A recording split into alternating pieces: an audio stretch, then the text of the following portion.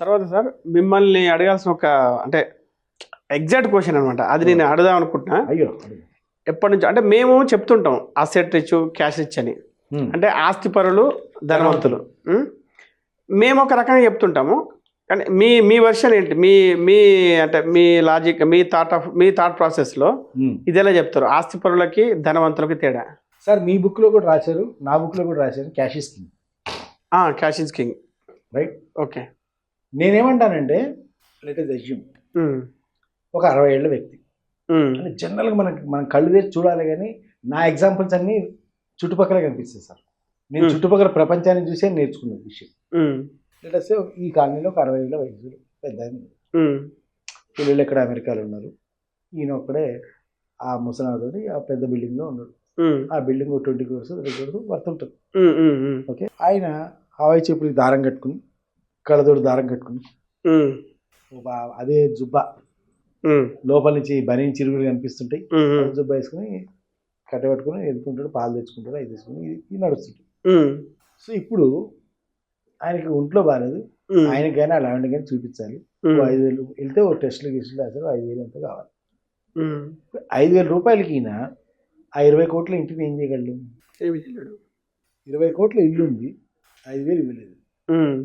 పోనీ 5,000కి అప్పు తీస్తామంటే 20 కోట్ల ఇల్లు పెట్టచ్చా? లేదు. పోనీ ఆ ఇచ్చేవాడు ఏమంటాడు? ఎప్పుడు ఇస్తామంటాడు. ఓకే, న్యాచురల్ కదా, ఇచ్చినవాడు ఎప్పుడు ఇస్తామంటాడు. ఏం చెప్పాలి? నీ దగ్గర ఏముందని చెప్పాలి. ఓకే, నాకే ఇల్లు ఉందంటాడు. ఏం చేసుకోవాలి? ఇల్లు 5,000 రాసిస్తా, పోనీ 1 కోటి రూపాయలు రాసి ఇచ్చావు అనుకుందాం. 1 కోటి రూపాయలు అప్పు తీసుకున్నావు ఒకేసారి. 1 కోటి రూపాయలు చెలో పోయి నేను వచ్చిందా 1 కోటి రూపాయలు అయితే 1 కోటి రూపాయలకి అప్పించి 20 కోట్లు ఇల్లు రాసి ఇచ్చాడు కొడుకులు చూరుకుంటారా? ఏమవుతుంది? ఆ ఇల్లు చూసి నువ్వు అలా చూస్తూ ఉండాలి, కానీ ప్రతిరోజు రూపాయికి టీ తాగుదామంటే చిల్లర ఉందా లేదని తడుకోవాలి. అంటే ఏమైతే నువ్వు సంపాదించిన సంపాదనతో ఆఖరికి నువ్వు గడ్డివామ దగ్గర కుక్కలాగా తయారవుతుంది. గడ్డివామ దగ్గర కుక్కను పెడతారు, అది తినదు, గడ్డి తినదు ఆ కుక్క. అవునవును. ఆవులు మేకలు వస్తే తినేయదు. అచ్చా, ఓకే ఓకే. ఇప్పుడు 20 కోట్ల ఆస్తి ఈయన తినలేడు, ఇంకోటి తినలేదు. మరి 20 కోట్ల ఆస్తి సంపాదించి ఏం చేసేవరా? ఇప్పుడు 20 కోట్ల ఆస్తి సంపాదించకుండా నువ్వు ఈ 20 కోట్ల ఆస్తి సంపాదించిన ఈ 20 కోట్ల బిల్డింగ్లో ఎక్కడ ఉంటావు? నువ్వు ఒక రూమ్లో ఒక మంచం మీద ఉంటావు, ఒక కిచెన్లో వండుకొని తింటావు. అంటే నువ్వు నిజంగా వాడేది ఈ 3 బెడ్రూము, హాలు, కిచెన్. ఇంత పెద్ద బిల్డింగ్ నువ్వు వాడవు. అంటే నీ అవసరం ఎంత? ఎగ్జాక్ట్లీ. ఓకే, ఓ బెడ్రూము, ఓ హాలు, ఒక 2 BHK అనుకుందాం అనుకో, మ్యాక్సిమం ఒక 2 BHK అనుకుందాం మ్యాక్సిమం, రైటా? అది ఇది నీ అవసరం. మరి మిగతా ఏం చేస్తున్నావు? నేనేమంటానంటే, ఫస్ట్ నువ్వు నీ చనిపోయిన దాకా నీకు కానీ నీ భార్యకు కానీ నీ కొడుకుల దగ్గర అయినా సరే 1 రూపాయి కోసమైనా సరే చేయి చాచాల్సిన అవసరం లేకుండా ఫైనాన్షియల్ రిసోర్సెస్ డెవలప్ చేసుకో. ఓకే, ఫైనాన్షియల్ రిసోర్సెస్ డెవలప్ చేసుకో. ఒకవేళ ఆ స్థాయి దాటి నీ దగ్గర సంపాదన వచ్చింది అనుకో, then you convert it into asset.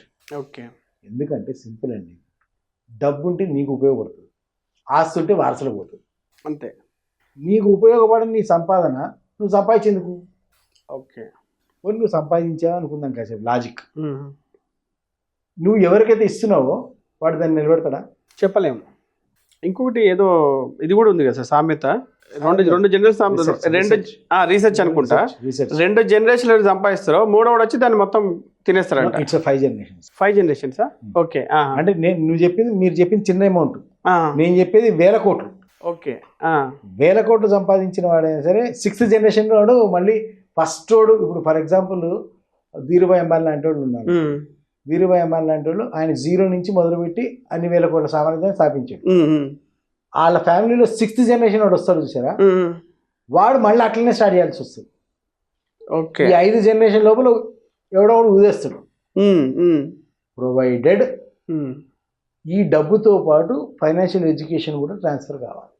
Okay, డబ్బుతో పాటు ఫైనాన్షియల్ ఎడ్యుకేషన్ కూడా అంతేందుకు సార్, ఇప్పుడు ధీరుభాయ్ అంబానీ నుంచి 2 వింగ్స్ వచ్చినాయి. ఒక వింగ్ ఆల్రెడీ డెడ్డా, ఒక వింగ్ ఆల్మోస్ట్ డెడ్, 2వ వింగ్ నడుస్తుంది.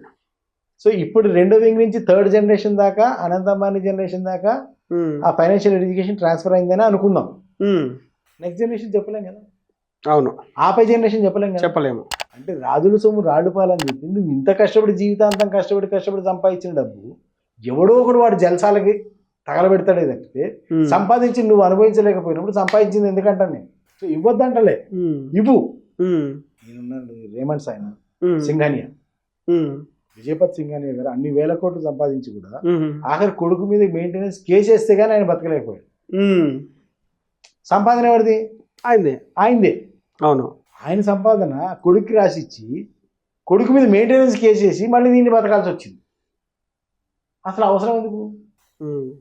అట్లీస్ట్ నీ వరకు నీ కొంత నువ్వు అసెట్స్ పెట్టుకుని లేదా నీ వరకు నీ కొంత మనీ పెట్టుకుని మిగిలింది రాసిచ్చి వదిలి 1000 కోట్లు అయితే పెట్టుకో, 100 కోట్లు పెట్టుకో, నీకు ఎంత కావాలనుకుని అంత పెట్టుకో. అరే ఇది నేను చచ్చిన తర్వాత తీసుకురాను. అయితే మీరు చెప్తుంటే నాకు ఒకటి గుర్తుకొచ్చింది. ఇప్పుడు చాలామంది ఊళ్ళో ఏంటంటే 10 ఎకరాలు, 20 ఎకరాలు, 40 ఎకరాలు ఇట్లా ఉంటాయి. ఇప్పుడు ఒక వ్యక్తి సపోజ్ ఆయనకి ఏమీ లేదు, జాబ్ చేసుకుంటున్నాడు, 50,000 జీతం వస్తుంది అనుకున్నాడు. అతను వాళ్ళ పిల్లలకి మంచి క్వాలిటీ ఎడ్యుకేషన్ ఇస్తున్నాడు, మంచి ఫుడ్ తింటున్నాడు, బాగుంటాడు. ఇప్పుడు ఇతను 20 ఎకరాలు 40 ఎకరాలు ఉన్నా కూడా వాళ్ళ పిల్లలకి అతను క్వాలిటీ ఎడ్యుకేషన్ ఇవ్వలేడు, ఎంతసేపు క్వాలిటీ లైఫ్ ఇవ్వలేడు. ఎంతసేపు కూడా వాళ్ళని ఏ గవర్నమెంట్ స్కూల్లో జరుపుదామా, ఏ ఆరోగ్యశ్రీ మీద అంటే ఏదైనా హెల్త్ ప్రాబ్లం వచ్చి అనుకోండి ఆరోగ్యశ్రీ కార్డు కోసం చూస్తాడు, దాంట్లో అవుతుందా లేదా. సో ఇప్పుడు పిల్లలకి మంచి ఎడ్యుకేషన్ ఇవ్వనప్పుడు, ఫ్యామిలీకి ఒక మంచి వైద్యం ఇవ్వనప్పుడు, మంచి లైఫ్ ఇవ్వలేనప్పుడు ఆస్తి ఏముంది? పోనీ ఆస్తి ఈయన సంపాదించింది కాదు, అలా తాతకు అంటే ముత్తాత 42 ఎకరాలు, వాళ్ళ నాన్న 42 ఎకరాలు, నువ్వు 42 ఎకరాలు. అంటే తాత కూడా జీవితాంతం నాకు 42 ఎకరాలు ఉందని చెప్పి చనిపోయాడు. వీళ్ళ నాన్న కూడా అంతే, నాకు 40 ఎకరాలు ఉందని చెప్పి చనిపోయాడు. ఈయన అంతే, 40 ఎకరాలు ఉంది అంతే. ఈ 40 ఎకరాలు చూసి సంతోషించడం మురిసిపోవడం తప్ప అంటే ఇంకోటి మురిసిపోవడం ఒకటి. ఇంకోటి చెప్పిన ఇంక దీంట్లో హైలైట్ రేటు గురించి మాట్లాడతారు. ఆ తాత టైంలో 10,000 ఉండే ఎకరం, ఇప్పుడు 2 లక్షలు, ఇప్పుడు కోటి రూపాయలు. ఇప్పుడు తెలంగాణ మీరు మారుమూల గ్రామానికి వెళ్ళినా 30 లక్షలు 40 లక్షలు ఎకరం సార్. ఇప్పుడు మామూలుగా కొంచెం రోడ్స్ ఉంటే కోటి రూపాయలు, నాకు 40 కోట్లు వస్తుంది. 40 కోట్లు తీసుకుంటావు, 40 కోట్లు వస్తుంది. నీ పిల్లలు నువ్వు ఎక్కడ చదువుతున్నావు? గవర్నమెంట్ స్కూల్ మంచిదే కావచ్చు సార్. ఇప్పుడు మనం గవర్నమెంట్ స్కూల్ చదువుకున్నాం, బట్ నేను గవర్నమెంట్ స్కూల్లో పిల్లల్ని చదివించట్లేదు కదా. నాకు ఒక మంచి క్వాలిటీ ఎడ్యుకేషన్ చూస్తున్నాం. వాటి ఒక ప్రోగ్రెస్ అనేది ఉండాలి కదా, ఒక ప్రోగ్రెస్ ఉండాలి. ఆ ప్రోగ్రెస్ ఉండదు, ఏమీ లేనోడు చదువుకుంటాడు అక్కడ. నువ్వు అన్ని ఉండి కూడా ఎందుకు చదివిస్తున్నావు? This is what is. So ఆస్తి పరుల ధనవంతులు అని నేను క్వశ్చన్ చేయడంలో పాయింట్ ఏంటంటే, ధనవంతులు అయితే నువ్వు బాగా బతుకుతావు, ఆస్తి పరులు అయితే నీ పిల్లలు బాగా బతుకుతారు.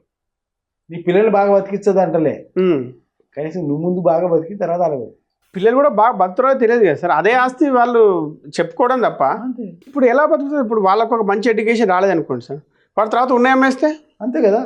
వాడి సర్వేల కోసము ఇప్పుడున్న కాంపిటీషన్లో వాడి సర్వేల కోసం వాడు ఉన్నది అమ్మేస్తాడేమో. ఒక 5 ఏళ్ళకు ఒక ఎకరం అంతే, 5 ఏళ్ళకు ఒక ఎకరం అమ్ముకుంటూ పోతే ఆ తర్వాత వచ్చి అడుగు తింటాడు.